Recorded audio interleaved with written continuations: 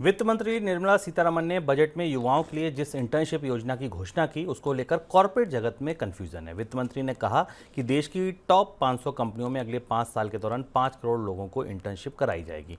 Corporate जगत जानना चाहता है कि जिन 500 कंपनियों का जिक्र किया गया उनमें कौन सी कंपनियां शामिल हैं। सर, ऐसी कई दुविधाएं आएंगी, ये लाजमी हमने बजट के दिन भी डिस्कस किया था। हाँ, देखिए, बजट के दिन हमने आपको विस्तार से बताया था कि ये स्कीमें उद्योग को समझ में नहीं आएंगी और उनके गले नहीं उतरेंगी, और अचानक अभी बजट पास भी नहीं हुआ और इस पर सवाल उठने लगा है। रोजगार कितनी बड़ी दुविधा है, इस बार हम इस पर इकोनॉमिकम में बात करेंगे, क्योंकि ये स्कीमों, इन स्कीमों का पृष्ठभूमि क्या है और भीतर है क्या रोजगार के आंकड़ों में, जिन्होंने सरकार को हिला दिया और डरा दिया और उन्हें इस तरीके की स्कीमें लानी पड़ी हैं, उनके बारे में बात करेंगे। यहाँ सबसे बड़ी समस्या यह है कि इन स्कीमों को लेकर उद्योगों को लग रहा है कि उन्हें इस पर थोपा जा सकता है और उद्योगों के लिए बाध्य किया जा सकता है। अभी सरकार ने उन 500 कंपनियों की सूची भी नहीं बनाई जिनमें इंटर्नशिप कराई जाएगी। हालांकि इसमें इंटर्नशिप के लिए सरकार सब्सिडी देने को तैयार है, पर बेहद कठोर शर्तें हैं कंपनियों के लिए पैसा वापस करने की, ट्रेनिंग देने की, और इसलिए इस स्कीम को लेकर आशंका बढ़ रही है। वित्त मंत्री को यह बात कहनी पड़ी कि स्कीम वॉलंटरी है,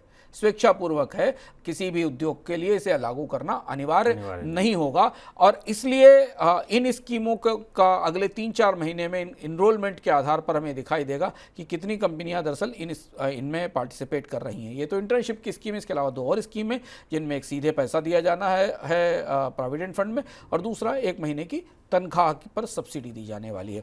तो एम्प्लॉयमेंट सब्सिडी भारत में इस बजट से इंट्रोड्यूस हुई है, शुरू हुई है, और उसे लेकर सब्सिडी के रिसिपिएंट जो पहले स्वीकार लेने वाली कंपनियां हैं वो बेहद पशोपेश में है। खाद्य महंगाई को काबू करने के लिए इस बार बजट में बड़े फंड का ऐलान हुआ। वित्त मंत्री ने प्राइस स्टेबलाइजेशन फंड के लिए 10,000 करोड़ रुपए का आवंटन किया।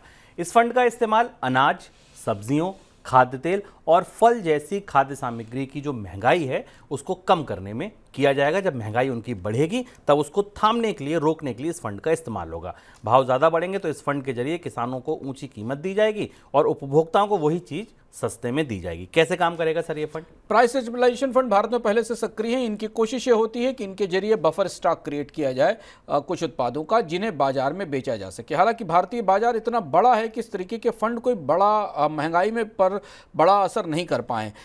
इस फंड में 10,000 करोड़ रुपए रखे गए हैं, और इसके साथ जिस महंगाई को इससे टारगेट किया जाएगा उसमें अनियन, पल्सेस, पोटैटो की महंगाई है जिसकी कमी होने की स्थिति में इस फंड के इस्तेमाल से सरकार किसानों से ये सामान खरीदेगी और उसे बाजार में डिस्ट्रीब्यूट करेगी। ऐसा प्रस्ताव इस साल के एक्सपेंडिचर बजट में किया गया है। लेकिन हमें ये देखना ज़रूरी है कि इससे पहले स्टेबलाइजेशन फंड के तजुर्बे महंगाई को लेकर बहुत अच्छे नहीं रहे हैं। हालांकि सरकार ने इससे पहले भी बाजार में हस्तक्षेप किया और ख़रीदा है, पर डिमांड इतनी ज़्यादा बड़ी होती है कि उसका कोई असर नहीं पड़ता।